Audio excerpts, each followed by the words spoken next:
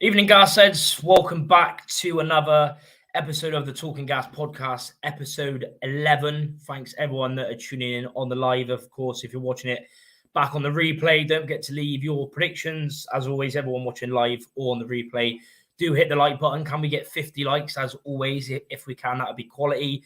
Subscribe if you're new, turn on notifications, and plenty of stuff to get talking about. Obviously been a bit mad, especially going on yesterday's game. We're going to talk about everything in that. Hopefully we'll be joined by a Crewe fan from the Railway Men podcast. So we'll have to see what happens, because I did message one of them, but they haven't got back to me again. So, let me know your thoughts, any questions, any talking points. Get them down in the comments below. As always, going over everything that is Rovers. As always, follow us on the socials if you haven't already. They'll be scrolling down. Talking Gas Podcast on Insta and Twitter, Talking Gas Pod, and also Fan Hub. If you haven't already joined, there will be the same code going down on the screen as well. We will be getting into it. As always, joined by Neil. Neil, how are you doing on this Wednesday evening? Yeah, what's happening, mate? I'm all right. Cheers, you. Yeah, mate. All good. But like I said, going to be talking about everything from the Orient game, and obviously previewing our second round FA Cup tie with Crewe. Hopefully we can go through in the third round, but it's not going to be an easy game. If you've seen Crewe this season, they're a very good side. So we'll get into that later on. As you know, we're live tonight on a different day. Both of us are busy tomorrow, so that's why we're doing it today. But it will be back next week, as in order. Of course, we'll be going over the Cheltenham game next Thursday. And also, I want to do a quick shout out to Operation Christmas Hamper. Probably a lot of you have seen that on Instagram and Twitter. I know Rovers tweet about it a lot as well, and it's a brilliant thing that Charlotte and a lot of women that do, basically helping out families that are struggling around Christmas time. So on the 9th of December, which is our next home league game, so a week Saturday, there will be donations for food, etc., and money donations. So if anyone can donate, that would be brilliant. So just search Operation Christmas Hamper on Instagram and Twitter to find out more details. So a lot of toiletries, tea, coffee, all sorts. So if you could bring something to the game at the Men next Saturday, that would be quality and would really help out a lot of families. But yeah, Neil, let's get into last night's game. 1-1 draw. Like I said on my reaction, felt like a loss. What did you make of the lineups? And especially that, we mentioned about Collins, and he did get benched. What did you make of it? And of course, there was no Sam Finley as well, which I think we really missed last night. What did you make of it when you seen the lineups and seen that there was Collins was dropped to the bench? Yeah, I was shocked to see it. To be honest, I didn't think Asma would get dragged out. To be honest, I thought he would stay in because, like I said, I'm not a stats man at all. But just from what I look at, he must make and be involved in the majority, if not 90% of the chances we create. So I thought it was. I don't know. It might not just be as simple as he's been dropped. You don't know what he's picked up, what he's carrying, if he's fatigued. You don't know anything of that.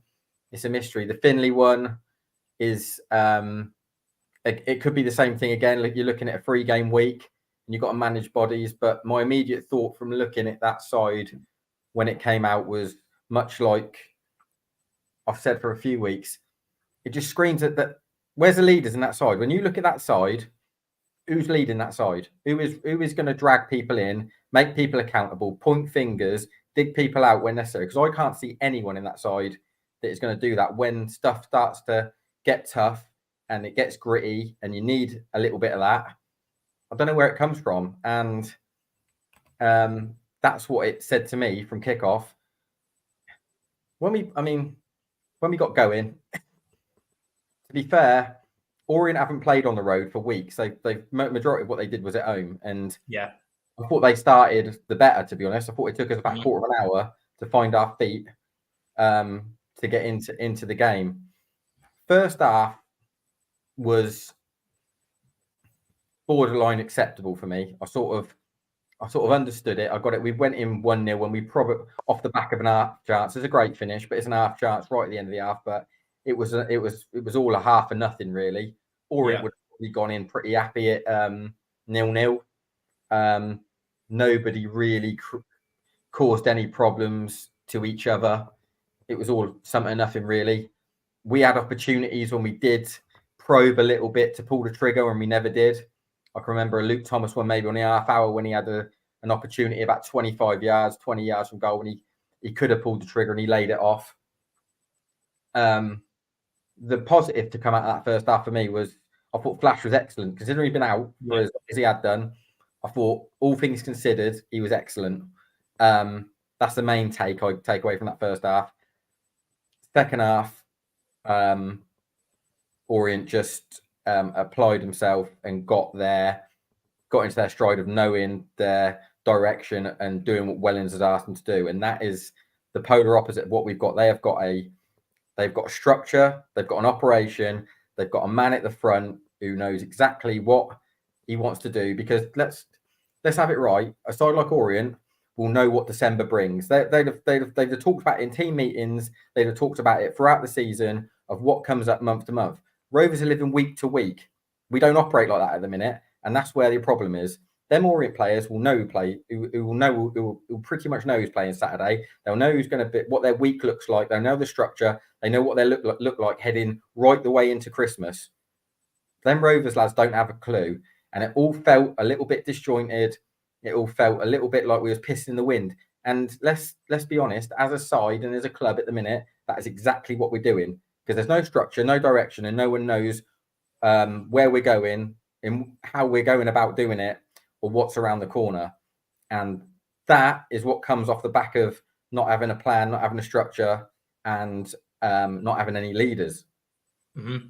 Yeah, I completely agree. I mean, you look on the pitch last night, there would be a few that you would think that might, do what Coetzee did. You look at Chris Martin, James Wilson, you would think them, been around for a while, but there didn't really seem to be any of that. Like you've seen where like you said, and you say it time and time again, but it's true. Like when someone, done something, that was out of place or mistake or, whatever, Coetzee would almost guide them through the game, and it'd guide the whole sort of team. But like you said last night, and, for a while at Rovers, since Coetzee has left, there hasn't really been any of that, has there? No, and it's not even about how good you are as a player. Like I'm not saying Coetzee is like Maradona or anything like that. Like it's not even about how good a player you are. It's about the mentality, the culture, and what your teammates think of you and have an appreciation for. It's hard to explain unless you've played in it and you understand it, because sometimes you've got someone on a pitch you can look to and you just know there's security there, and you know that for every single situation and every time you get into a good, bad, or indifferent scenario, someone there is going to make it all a bit better and know how to guide you through it. And I don't see anyone like Wilson. Well, I had big expectations for him in the summer, and he probably will get better than what he is, but I just don't see him as bossing that side. I don't see anyone looking to him as being the guy who leads and runs that side. Martin's only been here a minute, and he's only here on a 6-month deal, so it's difficult for him to get his feet under the table and really start, pointing fingers and getting people rallied round, because he's not really long-termer. Do you know what I mean? It's just the culture and the mentality that Coetzee brought. We don't have that no more. We just don't have it, and we miss it massively. Yeah, it's a fair point, and it, like you said, there is sort of missing a leader really. But like I sort of echo really.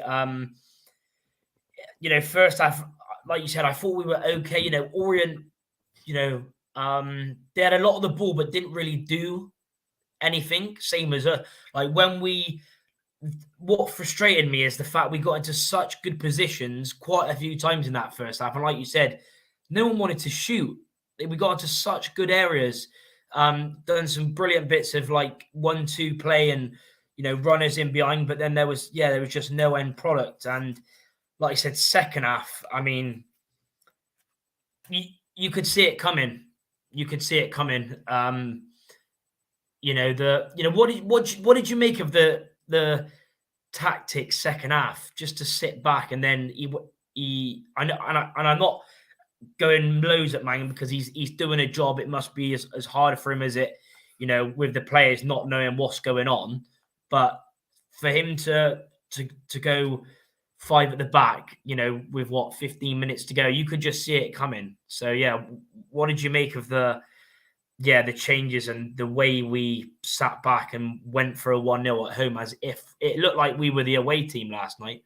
It looked like Orient were the home team. What do you make of that? I think there's two ways of looking at that, and there's an obvious indicator to what Orient are to what we aren't. Like when Wellens makes his changes, you can tell with Orient, they're well drilled. They know exactly what they're going to do. They know exactly what changes they're going to make, who's coming on to play where and what shape they're going to, because they're well drilled. They are well drilled in what they do.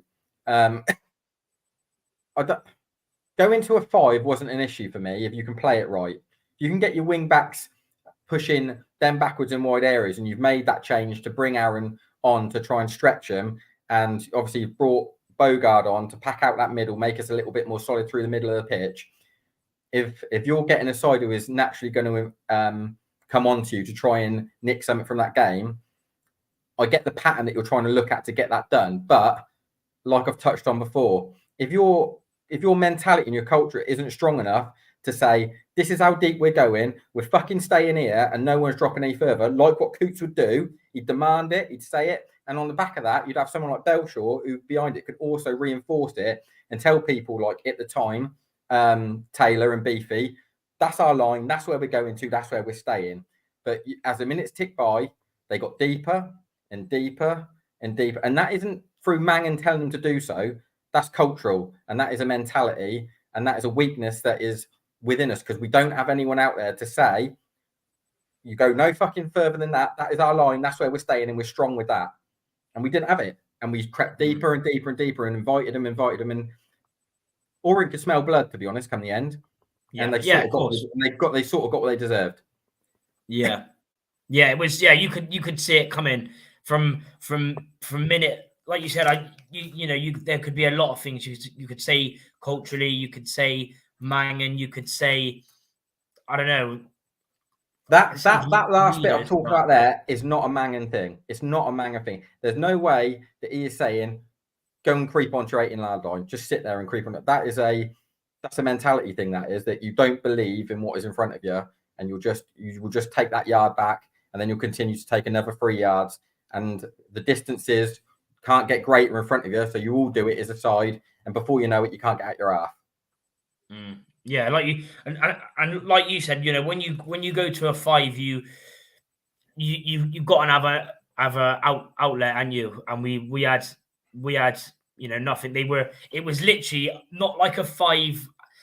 It was literally a flat 5. And you said, you look at how many people were in the trying to hold the line for the free kick. It was pretty much the whole team, and the subs that Wellens made, the 2 subs that Wellens made, was to occupy that, to basically not let us out, because they set the trap basically of make them go flat, don't let them play out, don't let them stretch us, and then when they do lose the ball, they'll lose it high, and then we can just keep on triggering that press. And he just kept on doing it, and we kept on going another 2 yards deeper, another 2 yards deeper, until eventually, the dam burst. Yeah, there was just nothing. And yeah, Dan saying, think the board leave an awful lot to chance with so many decisions. Yeah, it's been crazy. A question here: do you give Martin a new deal in January, or do you try and go for a younger striker like Langstaff? He said. What's your thoughts on that? Because for me, I think you have to give him a longer deal. Like he's our top goal scorer. Obviously, we need another striker as well, of course. Because obviously, after seeing your comment last night, and obviously we'll get on to the chances, we obviously do need another striker. But for me, I would keep him because he's our top goal scorer. But what would you do? What's your thoughts on that? Yeah, I think the decision's pretty nailed on and obvious. You need both. You need both options. Chris Martin, as mad as it sounds now, off the back of when we signed a bloke that just got off the beach, we can't do without him. We need him. He's become integral to us as far as our only form of goal threat at the top end of the pitch. And we desperately, and we'll talk about the board maybe in a bit, about, you asked me a few weeks ago about, do I trust him, etc. And as the weeks go on, I'm scratching my head even more and more and more with them, to be honest. But desperately need that Jono deal to get resurrected, because I don't. If you've let that deal slip through your fingers and he's going to walk away, that's crazy. There's no reason why that deal should not be tied up and done, because all the building blocks, all the formalities were in place prior. It shouldn't be difficult for it to be done. Really, in business terms, that should be all but done now. That should be pending and all but like announced. But yeah, to answer your question, do we need another centre forward? Yeah, but we need a top end League One proven centre forward, and we need Chris Martin to extend his deal as well. Yeah, completely agree. I mean, getting on to that, what did you getting on to? Obviously, I seen your tweet about Marquis last night. What do you make of that? Because even though in the end, I think a point is definitely fair. We didn't deserve more, but then when that chance, I still can't believe it now. When that chance lands to you after, I think it was either an Orient block or a mistake or a header, they put too much pace on it, and it lands to him, and he's through on goal, and instead of just, and I know his confidence must not be that, like, he hasn't really been playing. But, you know, a man of his experience and the goals he scored, you know, over 120 goals in his career, you'd put everything on him to score. But now, if you look how many big misses, and I'm not, obviously, I'm not blaming this all on Marquis, of course, but you look at the chances he's missed. You go back to the Exeter game last year, the home game, where he missed that sitter when we were 2-1 up. You go back to the Barnsley game, that header especially he missed, and then last night and also the I'm sure you've seen the video. I didn't actually see it, and someone told me after the game that, you know, some fan had obviously said something, but then I didn't see it until I think it was Jess's video about what happened. What do you make of that, the miss and then the arguing kicking off after? Well, for me, like that last night, that's the straw that broke the camel's back for me with John Marquis. I'm not saying he's a bad footballer. I'm not saying he's not some form of, you know, I'm not saying he's awful or anything, or he's pathetic or he's incapable. But do I trust him to score goals for Bristol Rovers? No, I don't no more, because how many chances, like, in other terms, like, if you was a postman and you kept missing the letterbox, you get moved on, wouldn't you? You know what I mean? Yeah. And we keep going back to the Jono deal. Imagine those chances fall into that quality of player, what that league table looks like. It's night and day. And that has to go in. There's no, like, at the end of the day, League One footballer, applied and done all his trade in pretty much that level, should be scoring. And at the end of the day, like I said after the game, I bet a pound to a penny that change room was full of coaching staff and players, all sympathising, all feeling sorry for himself. And that is not what someone should be getting pinned up in that dressing room, and people need to be made accountable for not being good enough. We should, whether or not we deserve it or not, good sides with a decent culture and with a desire to win games, win that game. Yeah, win that game. Yeah, they win that game. And we ain't got that, and we ain't got that grit, and we ain't got that determination. It just looks like a load of mates playing football together who are desperate for, like, one of their own to get the job, and he ain't going to get it, and everyone's down on their luck and fed up and feeling sorry for himself. And that ain't what we want. Someone has got a big job on their hands when they come in, because they've got to turn that mentality right around, and people will be getting moved on, and deals will not be getting extended, and that side, I think, in the summer is going to get blown apart. Not because they're not good players, but there needs to be a culture shift, I think. Yeah. And the Marquis thing, as far as him exploding at the end of the game to a fan, it's hard to comment because you don't know what's said. If it's dead personal, dead horrible, and someone's had a right attack on him or his family, or you don't know, some people say some terrible stuff, don't they? Yeah. He's got every right to bite back, as far as if that's the case. Yeah. And I ain't got no problem with players going back at fans anyway. Do you remember last season, Ipswich, when their skipper, he went back at their fans? Yeah. Like, I've got no problem. If you're going to give it, you've got to take it. I ain't got no problem with people going back at fans, but you don't know the context of what was said. Yeah. But he probably is feeling pretty embarrassed about the miss, annoyed with himself. He knows, they all know probably that they want Mangs to stay and he ain't going to, and they're probably a bit disgruntled with it. And it all just feels a bit sulky at the minute. Yeah, because it was, like you said, it was sort of the straw that broke the camel's back. There was another comment, shout out to Paul Lewis, and thanks everyone that's tuning in. Currently 44 people. Can we hit the like button, keep getting in your comments? Really appreciate the continued support. Hope you're enjoying it. Do hit the like, subscribe if you're new as well. If you're not subscribed, do subscribe. But yeah, Paul saying, when Martin was subbed off as well, that, Mangan went to put his hand out and Martin just walked past him. It was all just, it was one of those evenings, really. You go back to every single thing, whether it's, culture, people not listening, people too complacent, everything up in the air. It'll be 5 weeks tomorrow since Barton got sacked. 5 weeks. And you look at, a lot of the stuff, to be fair to, even though Mangan's obviously not a manager, he's done well to cope with it so far, to what he can without hearing anything like, what do you make of the whole situation now? Obviously, Dan's put on Twitter earlier on about, something's happening at the training ground. I've heard a few things, but what do you make of this whole situation? Because it's getting crazy now, isn't it? Like, it was crazy. Some of your thoughts.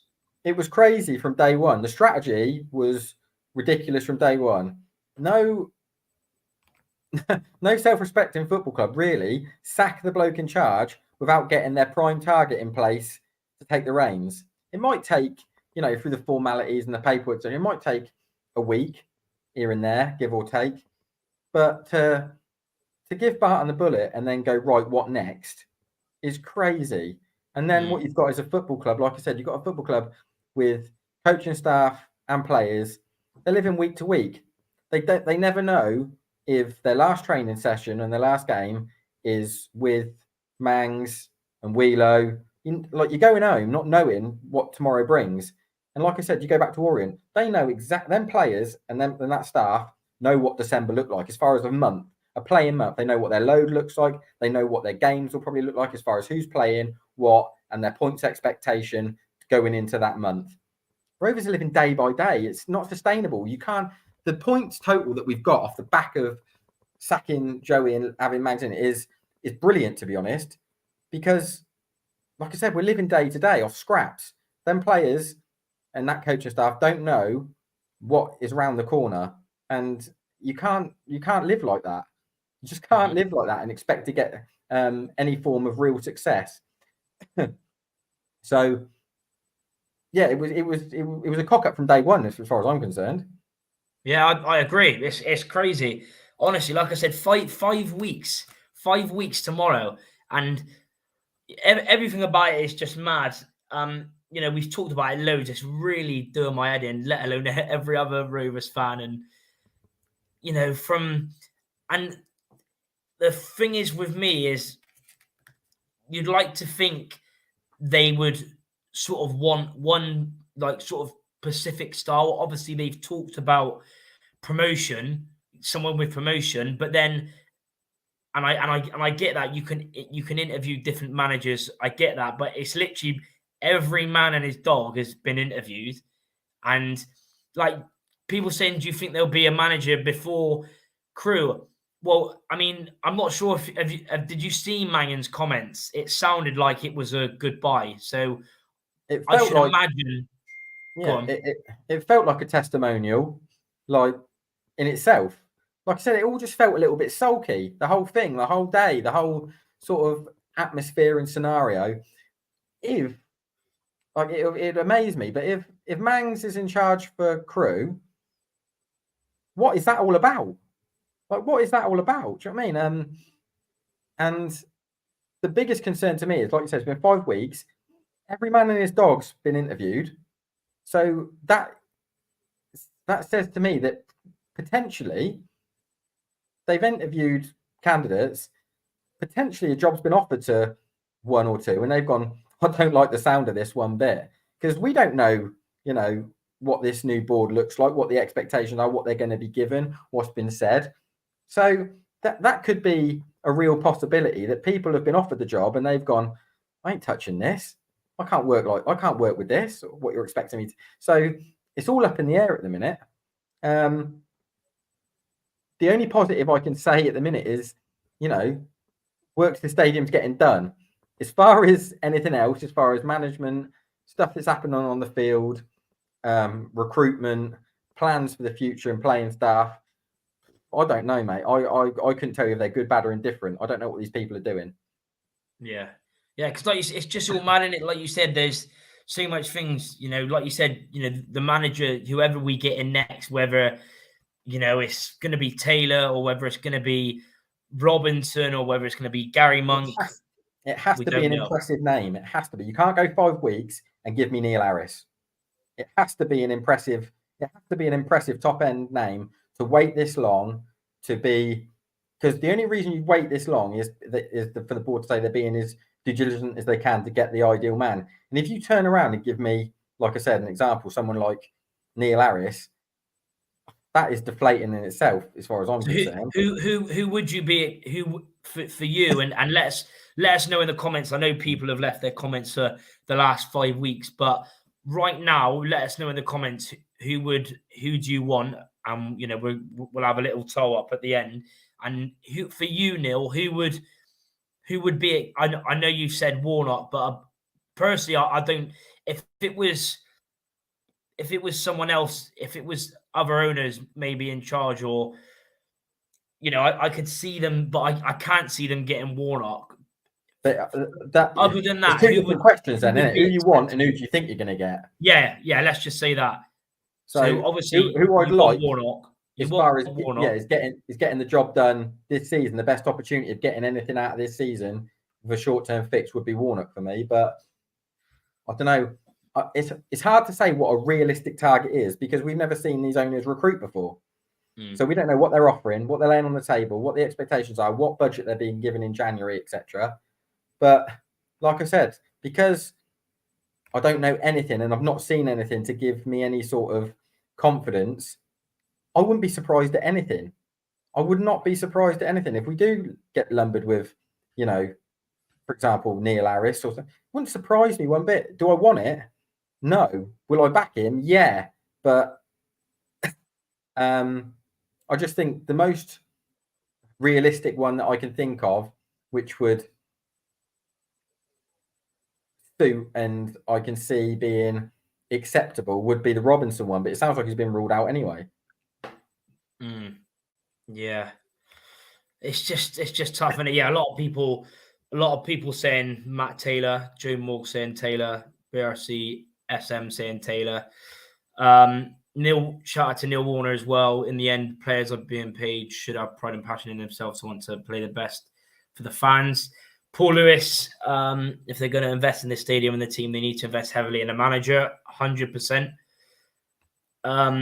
Matt Taylor, but doesn't match the criteria. Well, they do because he's young and he's got a promotion, so he does match the criteria. And I'm pretty. That's what the owners said, wasn't it? Someone fairly young and someone with just gotten promoted out of the league. That's what they said.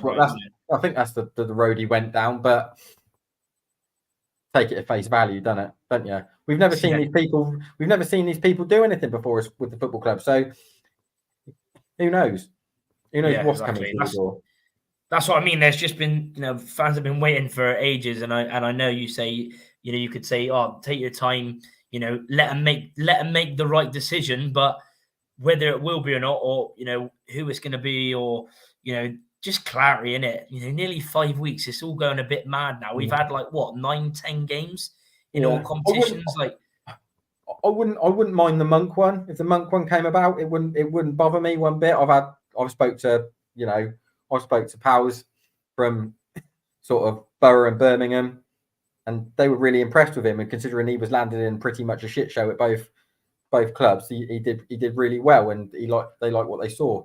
I wouldn't mind that one. I think that one he'd have a chance, but it's like any job. It all depends on who you work for, how good you do, and we don't know what it's like to work for these people yet. That's the thing. That's the real. That's I'm not really seeing. It's true, and I've not really seen anyone say that. What is it actually going to be like to work under him? Because, like you said, Mangan's just been on. What's the word you could say? On trial, doing experience, whatever word you want to use, or whatever. It's a false economy that way. It's a false economy that way, really, because if truth be told, he's not really managing that. He's just nursing that along. You're not really a manager because you've got to make no tough calls. You've got to make no tough calls. You can get out of jail with conversations with players going, well, I'm just going week by week. Like, you've got to do no contract deals. You've got to tell no one they're not part of their plans anymore. You don't really have to do the tough conversations. You just got to get them rallied round in the short term. So it's not really a true representation of what it is to be an actual bona fide manager of a football club. But like I said, what he's done in the short term and the job that he's had to do in this sort of caretaker scenario, you couldn't have asked for any more of him. Yeah, 100%. And obviously, if a new manager does get announced, then obviously, I as a bloke, I love him. Obviously, I wouldn't have him as manager, but then, like you said, for what he's had to deal with, he's done brilliant. We've moved up the table. We've conceded less goals. We've looked better defensively, and he can only do what he's done, and he's done a brilliant job. So if the manager does get announced tomorrow or Friday, or like you said, you'd like to think by the way he done his interview, shouting out people and telling them about the staff, then if he does, then obviously we wish him all the best, and I think every Rovers fan would, because he's been class. And shout out to him. Obviously, he ain't going to be watching, but shout out to him that time when he seen me in town and I was walking in Cabot Circus, obviously with my jean shorts on, as I do, with my Rovers badge on my leg, and I just heard a Scouse accent, like, up the fucking gas, lad, and it was him. So he's a legend, mate. But yeah, pretty much everyone, saying, most people saying Taylor Monk, Joey's Cap, Jones, Taylor, Robinson. Tom Butler, Taylor or Monk. As I said, Hussein is the quite Todd Bowley. But yeah, pretty much everyone's saying the same. Harry Jenkins, that German manager. Thomas World, the one that has done bits over there, done bits of Bayern. I don't know, that was all mad, wasn't it? But I'm pretty sure everyone, most people, and even the news at the start when he first got talking, when Dan tweeted it, a lot of people were saying him as well. And yeah, I'm the same. I really like his style. He's brought through a lot of young players, which we want to see more as a Rovers fan. I think a lot of people want to see that more. And yeah, his football's really good. Plays, obviously, I know a lot of Rotherham fans said he didn't play attacking, but Rotherham, even though he was there a year, it's sort of hard because they've always been that club where it's not really attacking, is it? It's almost just been in that, even whoever manager's gone there, they've never been as attacking style. You've got to play the percentages, and you've got to look at what Rotherham are doing in the Championship. They've been a yo-yo club anyway. And you can't go toe-to-toe with sides in that league. You're just going to get battered. You have to be a bit more reserved and try and, make it a 10, 15-minute game and go for a roll of dice at the end of it. And like, if you go 1-0, 1-2 down in half an hour, you're done. You know what I mean? It is a difficult job. You can't expect sides to go out there and be open and play out and play triangles round sides when you're up against big hitters in a side like Rotherham. Yeah. Yeah, Matt's saying Matt Taylor's not an upgrade. Barton got promoted from League Two in shorter space of time. Yeah, but it's different. Like you look at the budget. You look at the budget that Taylor was working on at Exeter. You know, Barton was expected. I know Exeter have been in that phase a lot of the years that they've always been favourites to get out of the league. But you look at their budget compared to. I'm not taking anything obviously away from Barton because I wanted Barton to stay, and so did a lot of people. But it's a lot harder to do what Taylor done at Exeter when he was academy manager. He come through. He played there as a footballer. He was there 4 years, done very well. Probably one of the better teams and styles of play that I've seen as a Rovers fan in recent years when he was managing Exeter. So. Yeah, we'll have to see. And yeah, big up to Ford and Blue as well.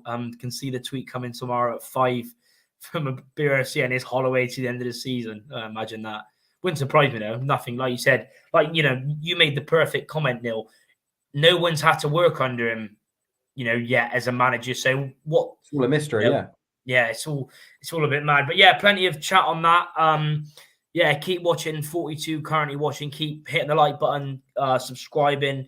Keep getting in your comments. It's been a really good episode so far today. But yeah, pretty much going to get into the Crewe game now. Like I said, there was meant to be a Crewe fan coming on, but I haven't heard nothing. So, me and Neil have done our research. I mean, like you said, Crewe they're doing very well this season. Obviously, we're not playing them in the league, but they're 1 point off second place with a number of teams, play 19, 110.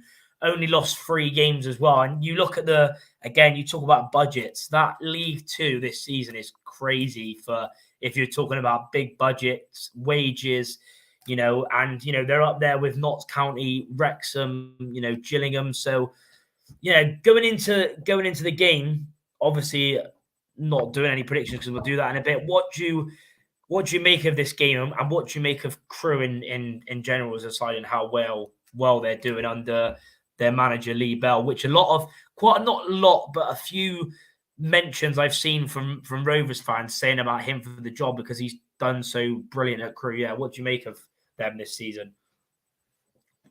To be honest, all I've seen of Crewe, but obviously I liked it. You see at the weekend, but as far as playing, is the derby games, and they look a plenty capable side. Crewe. They look like a side that could probably give League One sides a problem, which they have done with Derby, obviously. But they're unbeaten in. I think they're unbeaten in like 8 at the minute. All they've really been beat by is sort of the Wrexhams and your Stockports. Yeah, who were going to be nailed on to get out of that division anyway. And they can do a bit of everything really. They play decent stuff. They can mix it up. They can go physical with you if you want to have a war with them. They can go direct. Baker Richardson's going to be a handful for anyone with his back to goal. And then he can spin and run in behind because he's strong as an ox.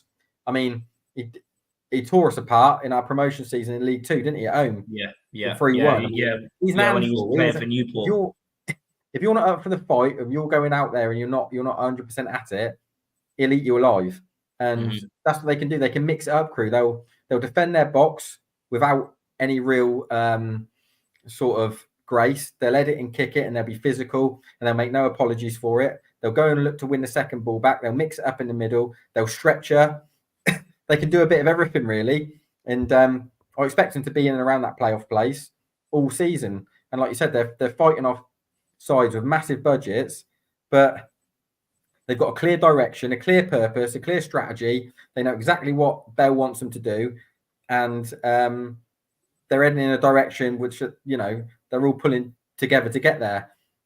Exactly what we're not at the minute. Exactly what we are not at the minute. We are living week to week on crumbs, not knowing these players, not knowing what's around the corner. So I expect Saturday to be pretty problematic, I think.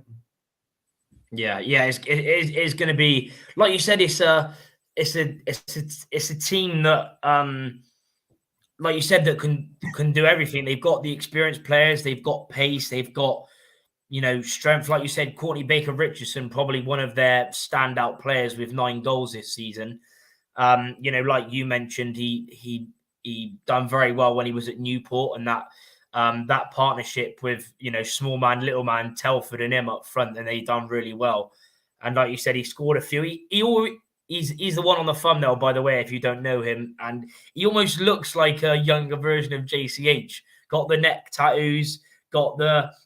He's pretty similar as well, as far as a mold of player. He's pretty similar as well. But Crewe will be rubbing their hands together. They will not fear us one bit.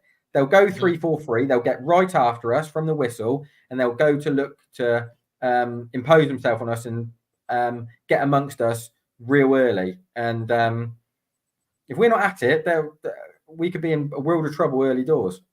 Yeah, I completely agree. Chris Collier saying, yeah, he is as well. But obviously, Dan did mention him, but you never know. He was my first when the thing, you know, when Barton got sacked, Jones was the first name. So you never know. But it's very, very unlikely. But if they mean business and they want to pay a big chunk of wages, you know, he was in the Premier League last year for 12 games then, but it's very unlikely. But he was my number one choice. Someone's thrown £4 on him and he's gone to the top of the book. Yeah, I know. It's all mad anyway. Yeah, it is all mad, to be honest.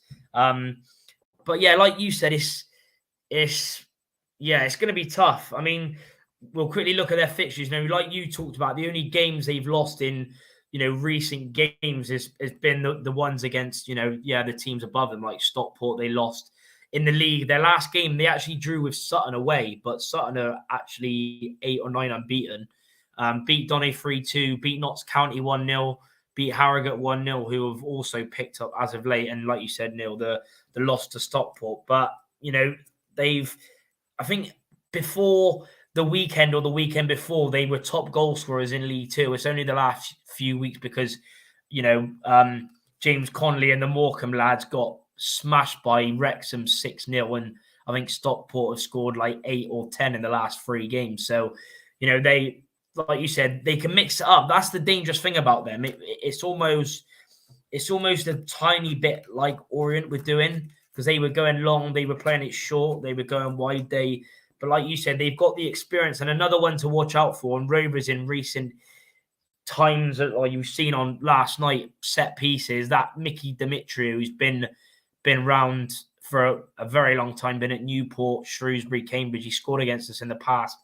I think he's on like 8 or 9 goal contributions from centre half, mine. So he's another one to watch out for. And like you said, they've always been a great club for, you know, bringing players obviously through the ranks. And I mean, you've seen there.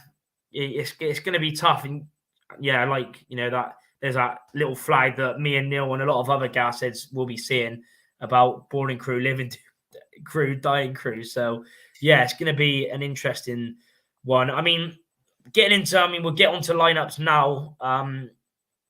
What are you going to go for? Because I'm guessing it's obviously, for me personally, I know some people might not care about it and they say focus, but for me, you've got to obviously try and win every game. I'd love, and obviously the prize is a 3rd round tie. So yeah, it's going to be a game that both teams will want to win. And, you know, just before that, actually, obviously you mentioned Derby. Yeah, what did you make? Because like you said, you've only seen them, you know, longer. Obviously, I watched the away game. Obviously, I didn't watch the replay because I was in Newport for the EFL Trophy. What did you make of them during that? Because they scored 5 against Derby, you know, in 2 games and put 3 past them the game before international break. So yeah, what did you make of them?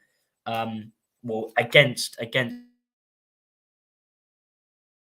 Derby, because like you said, they more than matched it, you know, went through as well. Yeah, I thought they looked good because they didn't show Derby any respect. They went and got after him. They went and got after Derby nice and high.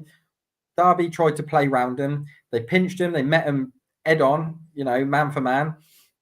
Won the second balls, got the ball in wide areas, and like we spoke on the like Derby preview, balls going into the box from deep areas, Derby have struggled with, and that's exactly what Crewe did. Just played the percentages, stuck it in there, and got physical with them. and they got a bit of joy. And Derby didn't know how to match it. They just didn't know how to match it. And that's the concern that you've got Saturday, is if you've got a side that hasn't got someone who can drag you in, get you up for the fight, get you doing your job, make you accountable, you'll just coast through and get beat. And that's our concern at the minute. We ain't got leaders. We ain't got leaders to drag anyone in and make people accountable, point fingers. And Crewe have. Crewe got plenty of them by the look of it. Yeah, that's the thing. And even their game against Derby, the home game that I watched, every time they went forward, they looked like they were going to score. And it is one of them where, like you said, Rovers, were on, decent form, without playing amazing. We've picked up points. We had a little unbeaten run. But then, after the Derby game and obviously Tuesday's game being very, mad for all different types of reasons, things happening, like you said, not knowing what's going on. It is a game where, I actually, obviously I'm not going to give, I said I was on the Railway Men podcast from the Crewe podcast that they do. Shout out to them as well. And I said it would be a high scoring game, but first of all, we'll get into lineups. Obviously let us know right now in the comments what lineup you would go with, whether you'd make loads of changes and go, a mix of, backup players or first team. So get us in your starting 11s. And also if you're watching back, do leave your starting 11 on score predictions as well. And keep hitting the like button as well. Keep subscribing to the channel. If we can get 50 likes again, that would be class. We always aim to get that on live streams or, a match reaction or a normal video. So keep hitting the like button. But what would you go with as a starting 11 for Saturday? I'd probably look to go a bit more narrow, and I look to pack out that midfield because I think you've got to win the fight. You've got to go in there and at least try and match Crewe for all their effort and endeavour and energy in there. So I'd go goalkeeper and back four, same as Tuesday. If they're all fit and they can get through it, I'll start that. I'll play a flat three in the middle of Finley, Bogard and Evans. I'll play Giovanni, Brown in the hole, and Chris Martin and Aaron Collins up top. That's what I go with is to start that game. What's that 4-3-1-2? Yeah, you said, you want to go narrow and pack out the midfield. Yeah, and let your fullbacks. You've got Hunt and Flash. You'll get forward and support. So that's the way I'd attack that initially on Saturday. Yeah. A few people already used to saying Cox, Hunt, Taylor, Wilson, Gordon, Woods, Ward, Evans, Collins, Vell, Thomas, Chris Collier going 3-1 gas, but we will get on to predictions in a minute as well. So make sure 40 of you currently and get your predictions ready for when we go over them. And Matt has gone with Cox, Gibbons, Wilson, Kramer, Gordon, Bogard, Ward, Finley, Giovanni, Brown, Chris Martin, Collins.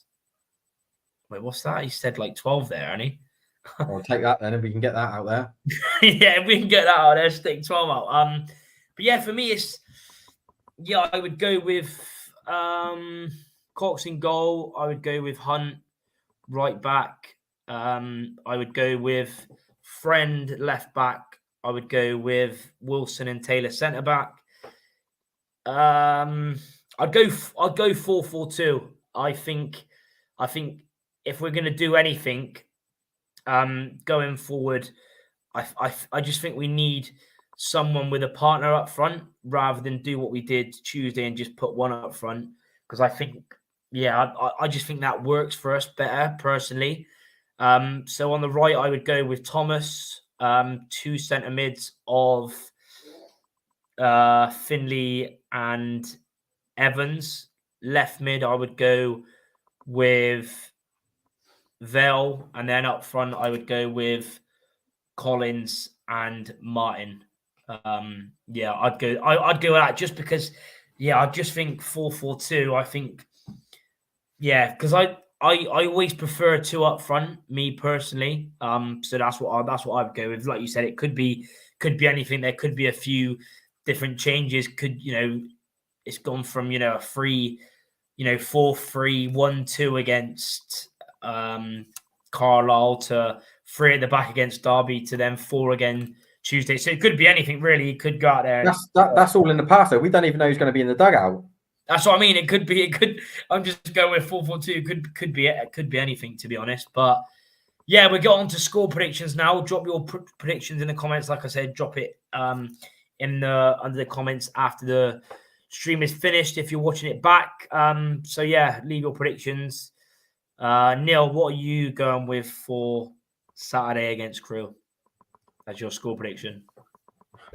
Best case scenario I can see. 2-2 replay. Oh, that's probably that's what I can see is a best case scenario, to be honest. 2-2 in a replay. What about goal scorers? Probably Baker Richardson, maybe Jack Powell for them as well. For us, Collins and Giovanni Brown, maybe, if he starts. Mm-hmm. Yeah, so 2-2. It's an interesting one. Yeah, I also, like I said, I was on their podcast the other day and I went for a high scoring, and I'm going to stick with that. New manager or not, I just think we'll have a bit too much quality for them. I still think we'll concede because Crewe, we haven't been, even though we've been better defensively, we've still been conceding, even though we haven't had loads of shots against us. We've still conceded sort of 1 or 2, in the past sort of 6-7 games. So for me, I'm going to say 3-2 Rovers. I'm going to go with the same prediction as what I said the other day. I'll go with Mickey Dimitriou to score from a set piece and Baker Richardson to score.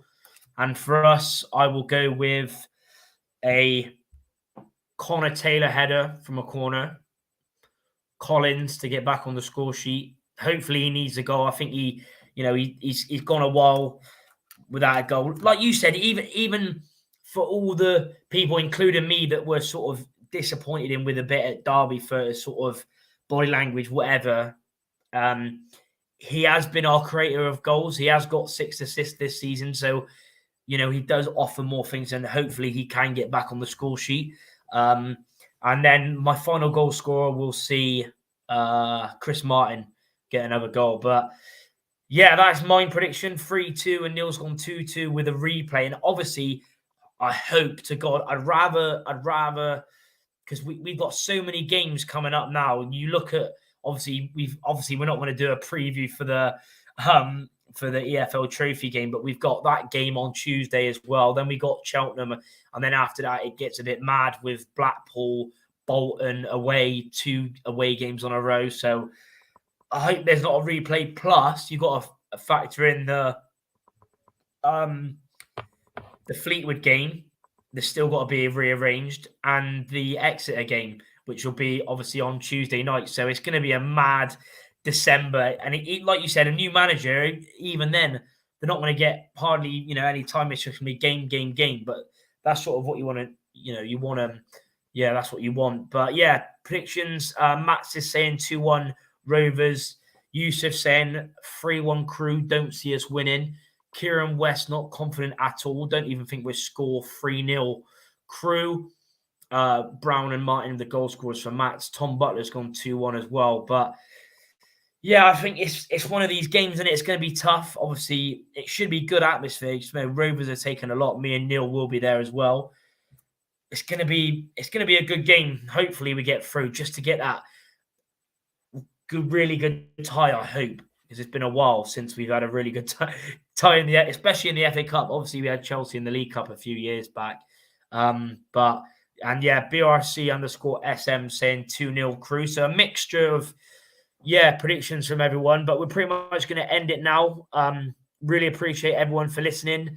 We'll be back again next Thursday for the Cheltenham preview. So join us then for that. Like you said, we'll both be at the game on Saturday as well. So fingers crossed we get the 3 points. But yeah, like, subscribe, leave your predictions in the comments under the replay if you haven't already. And yeah, thanks for watching. And hopefully we'll be winning on Saturday. Up the gas.